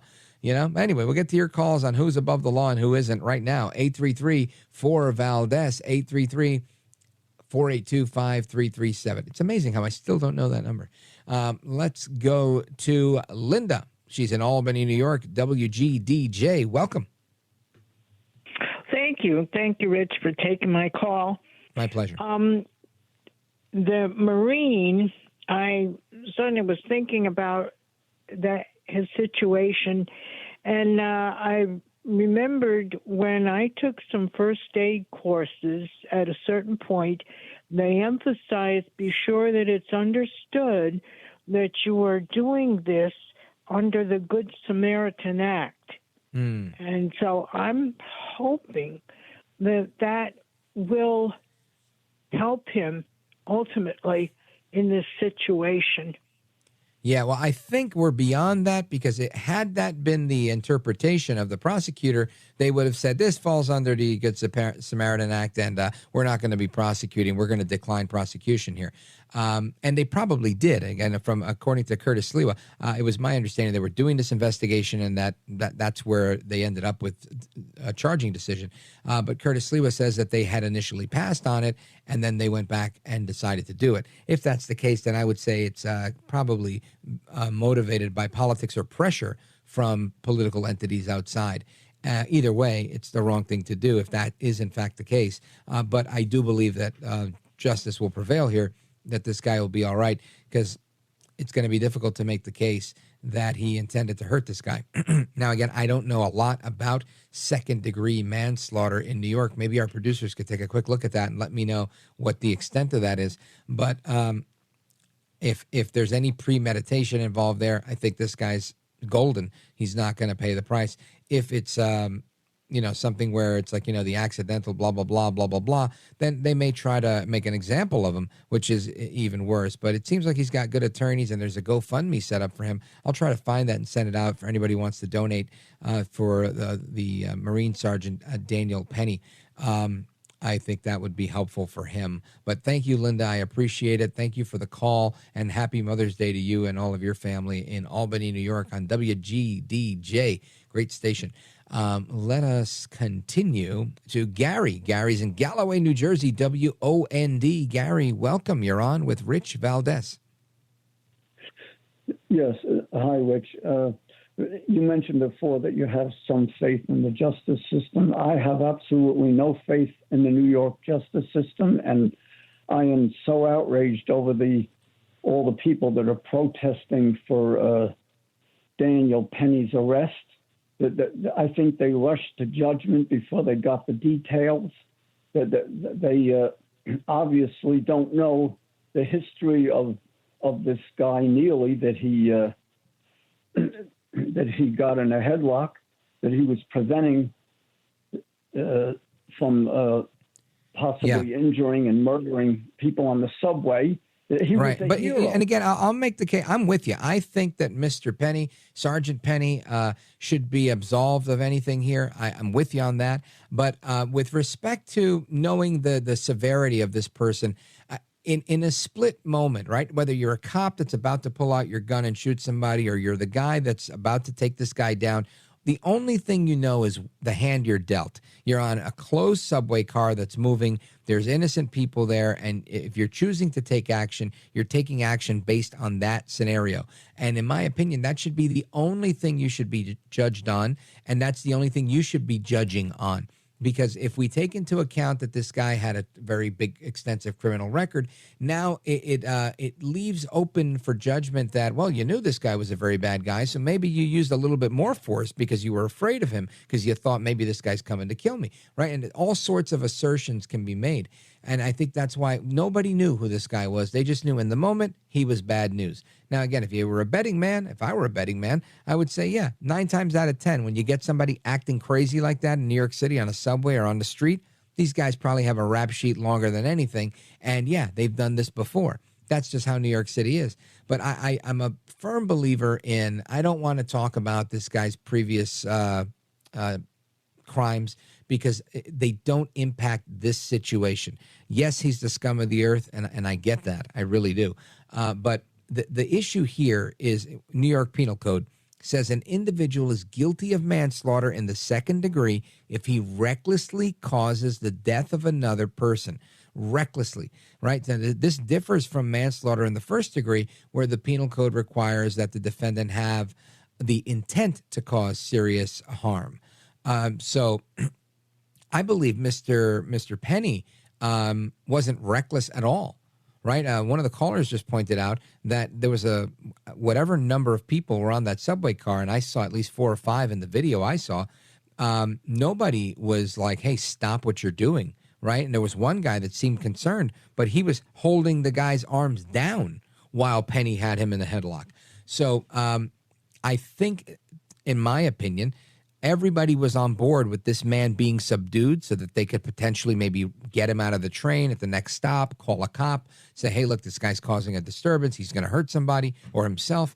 And they were trying to help the situation. And in doing so, and being a good Samaritan, they ended up, in this situation. And I don't know if they caused his death, if his death came subsequently. I know if Mr. Neely were a family member of mine, if somebody said, hey, your kid went to a party and she was drunk out of her mind and started picking a fight with another girl on the subway, and she started whatever, so we put her in a headlock, and oh, by the way, now she's gone. God forbid, right? Imagine somebody told you that about your kid. I would want answers. I would want answers, and I'd be leaning on the system before I become a psycho person myself. So that's the reason why I'm trying to be as fair as I can be. But I definitely appreciate your thoughts on this, Gary. Big shout out to you in Galloway, New Jersey, and everybody listening on WOND. We're going to get to the rest of your calls straight ahead. 833-4-VALDEZ. Don't go anywhere. This is America at Night with Rich Valdez.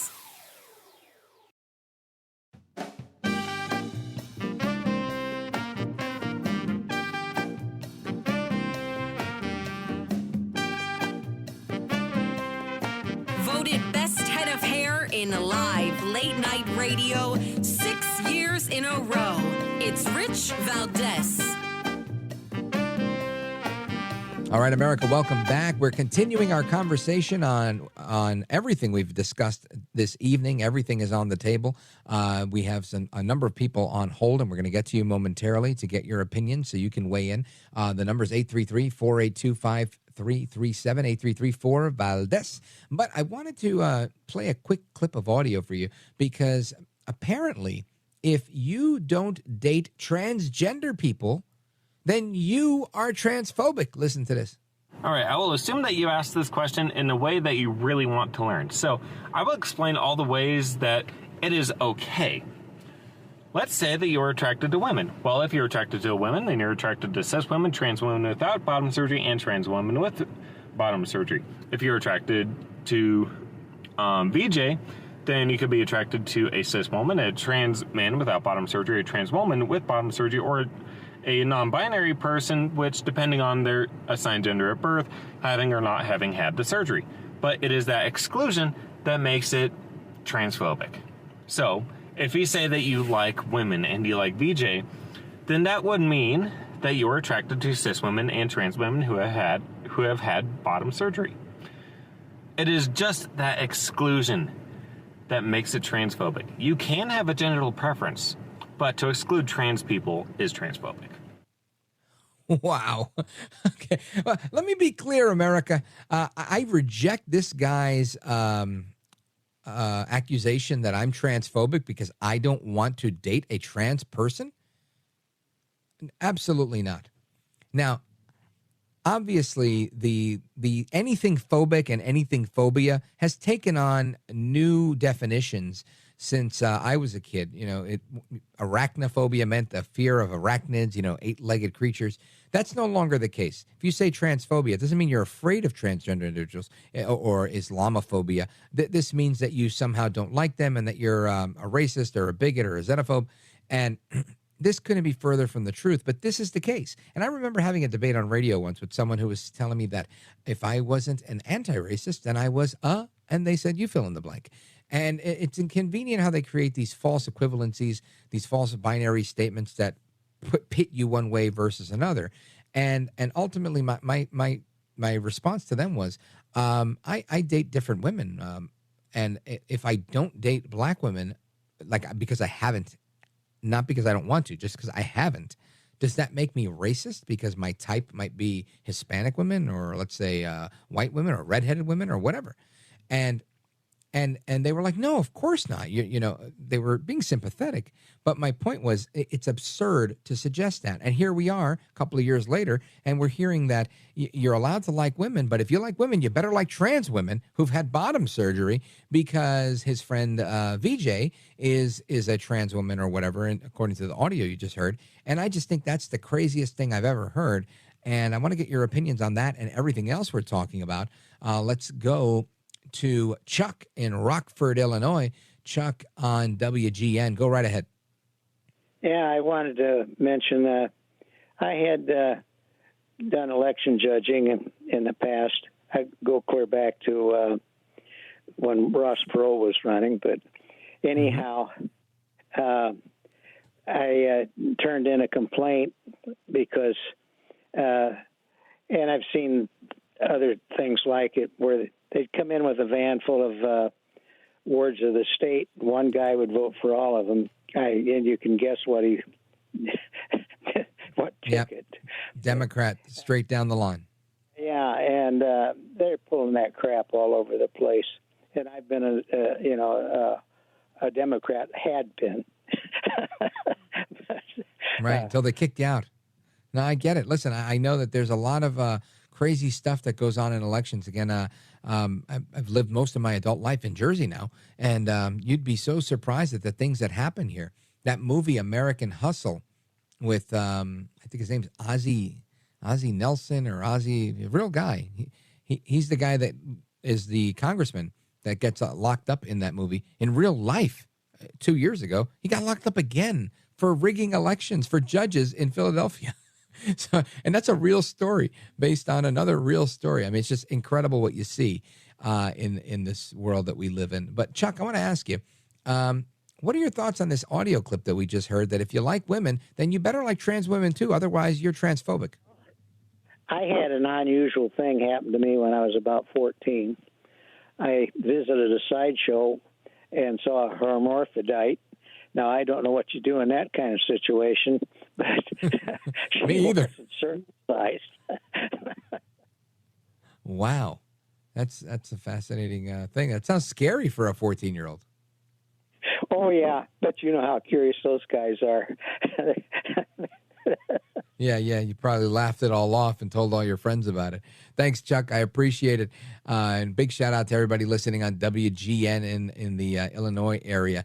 I know you guys carry us a little bit later, and we're going to take a quick pause right here, get to the rest of your calls momentarily. 833-4-VALDEZ. This is America at Night with Rich Valdez.